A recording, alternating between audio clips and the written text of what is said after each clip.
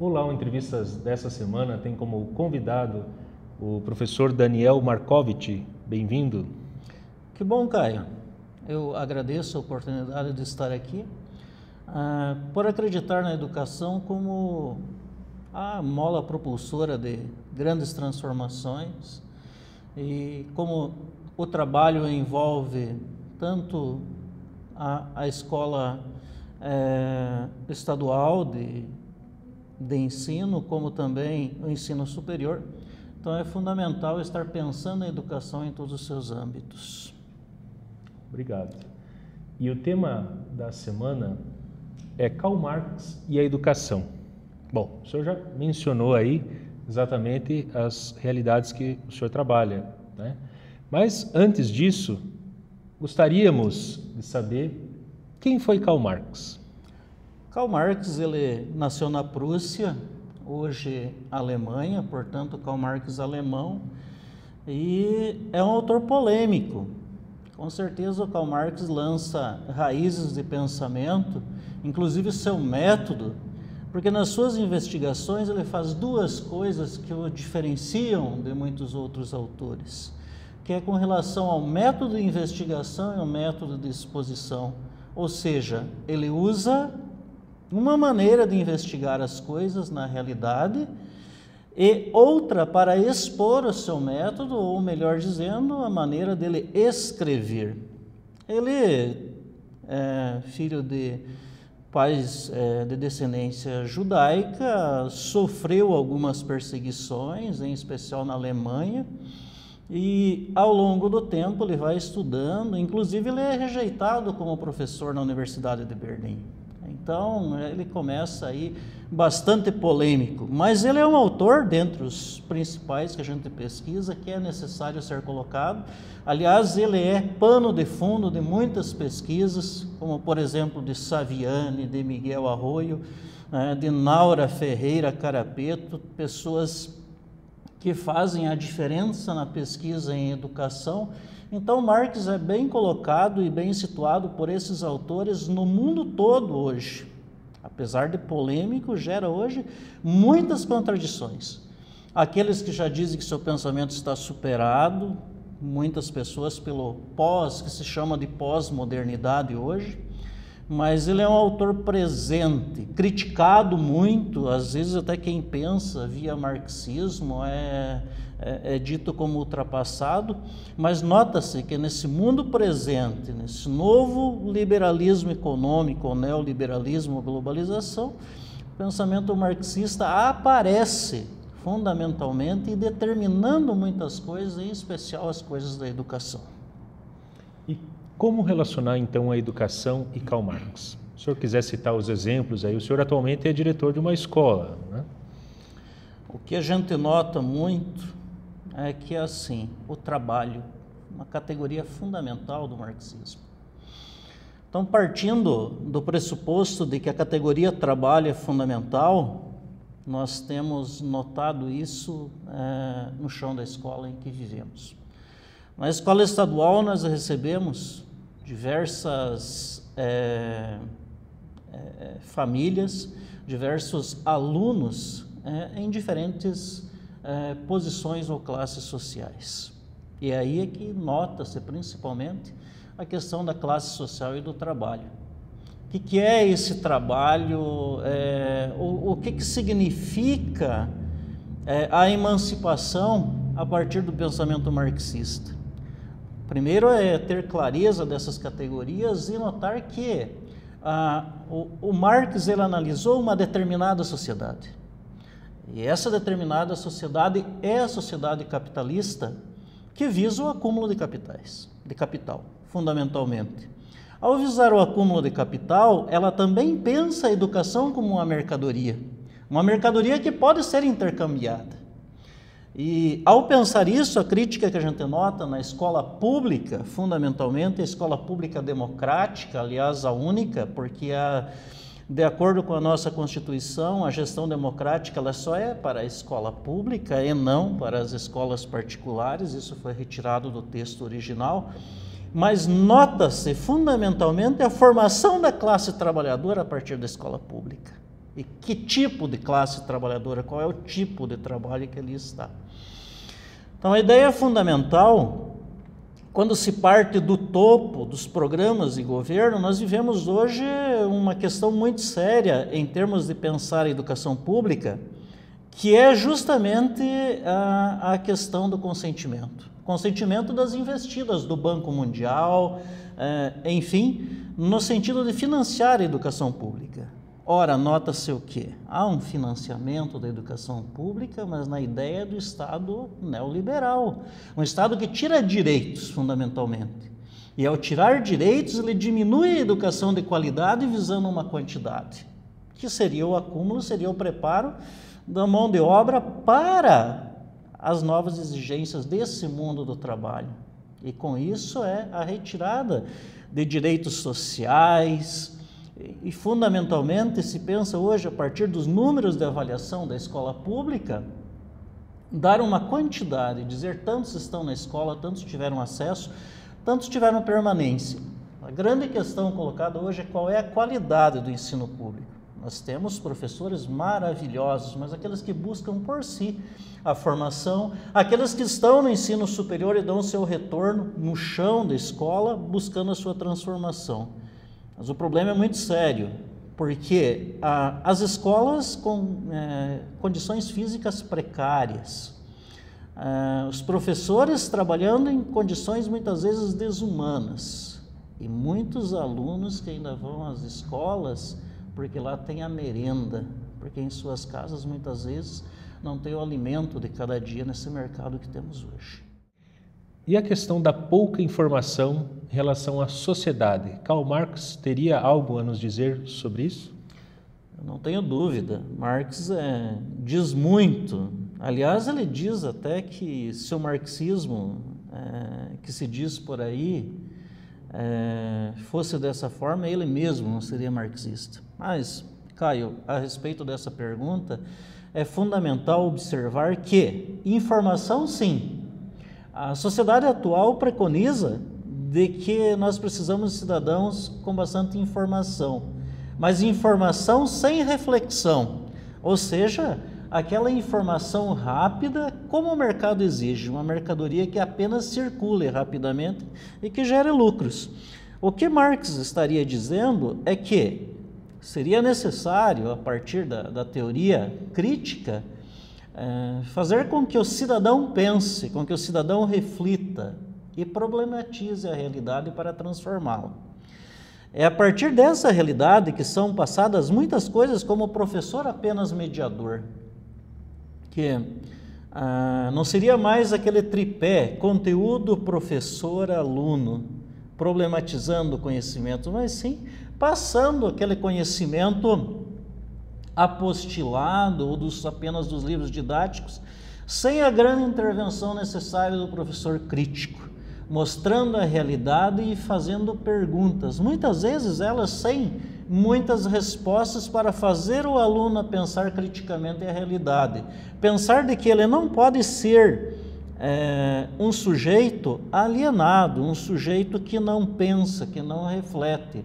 E essa grande massa está ficando despossuída do conhecimento transformador, do conhecimento que liberta.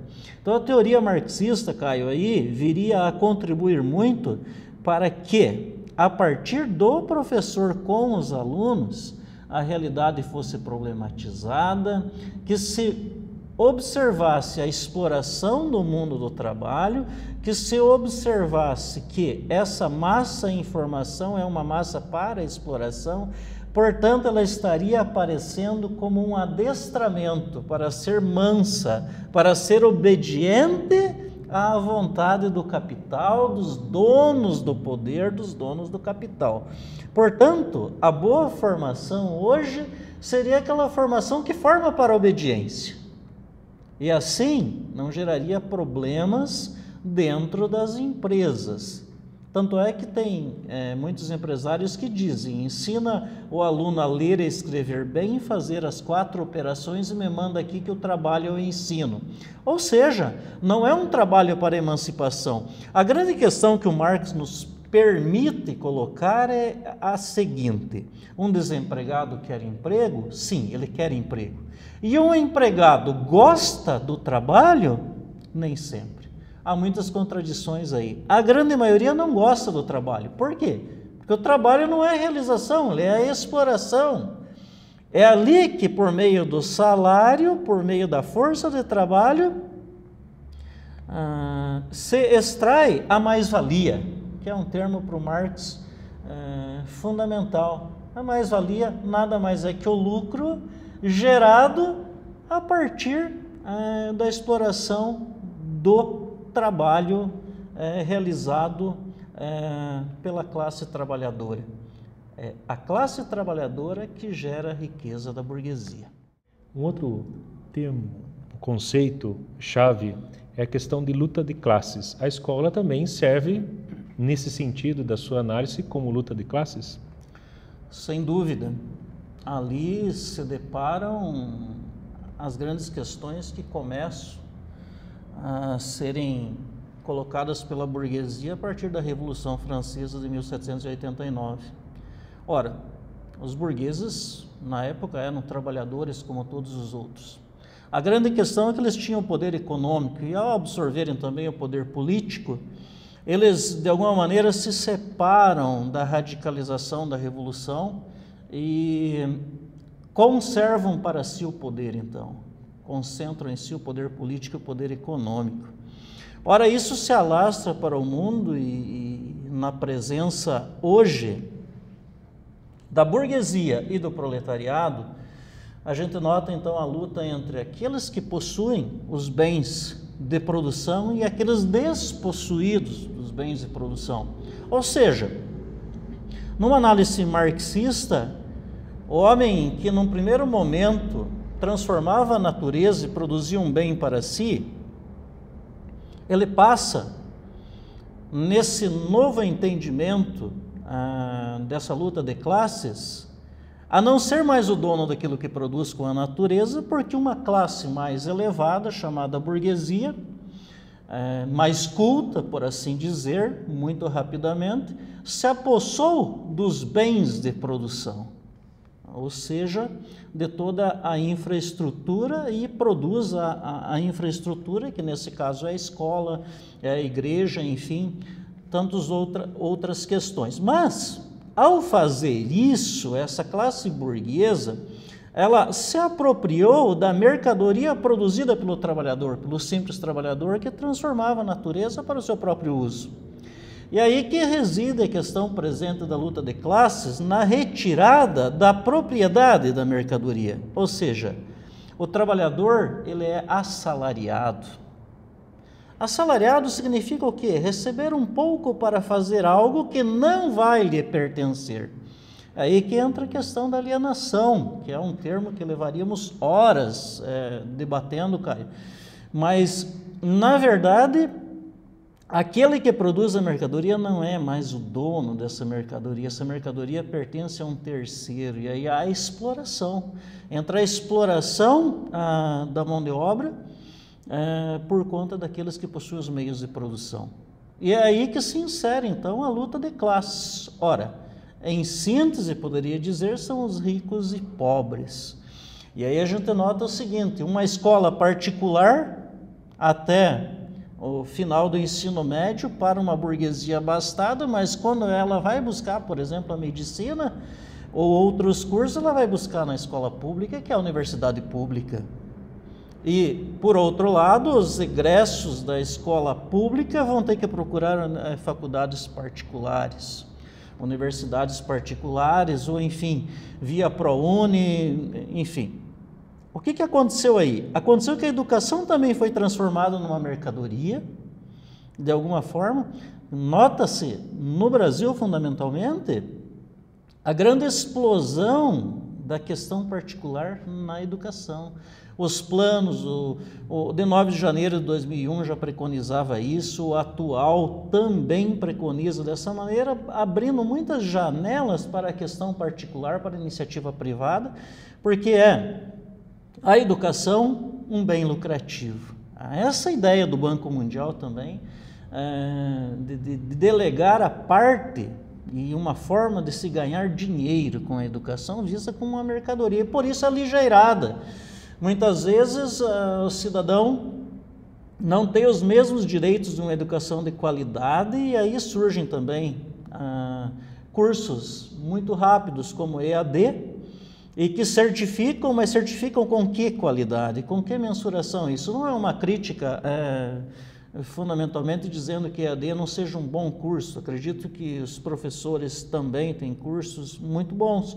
O grande problema é transformar a educação numa mercadoria que possa ser vendida como qualquer outra de obtenção de lucro para acúmulo de capital. E a grande questão que eu coloco assim, quantas universidades particulares foram construídas e quantas públicas foram construídas? O número de vagas é muito diferente. O número de alunos que estudam nas particulares e o aluno que estuda nas universidades federais. Então, o pensamento marxista, ele aparece aí mostrando claramente essa luta de classes. É a riqueza e a pobreza ainda mais. Com a diminuição dos campos de emprego, significa o quê? Explorar mais. Eu costumo exemplificar com meus alunos o seguinte, nessa luta de classes a gente traz um bolo para mostrar para essa turma o que significa a luta de classes. Eu digo, eu vou dividir em partes iguais para vocês. Metade é de vocês, metade é minha do melhor bolo.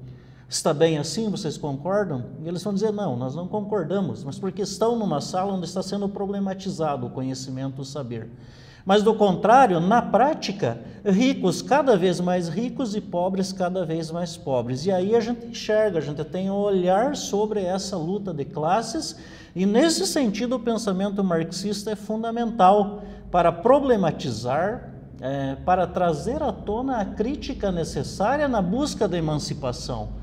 A ideia do marxismo não é a ideia do comunismo, como ocorreu na União Soviética, mas de uma comunidade que luta por seus direitos. Penso que usar o marxismo hoje é trazer à tona a ideia da emancipação, da libertação, de se poder realmente buscar a concentração de rendas e distribuí-las preferencialmente em partes iguais. Isso seria uma aproximação. Mas o que ocorre nas questões de hoje parece que ainda há um distanciamento muito maior ainda. Ou seja, aumenta a pobreza, hoje nota-se o desemprego também muito grande, com algum desenvolvimento, mas o capitalismo ele traz o seu germe.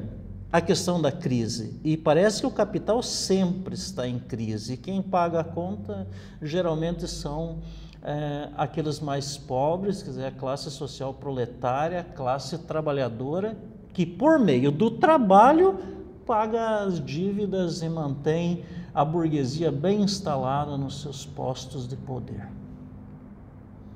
Então, muito obrigado pela sua entrevista. Eu que agradeço.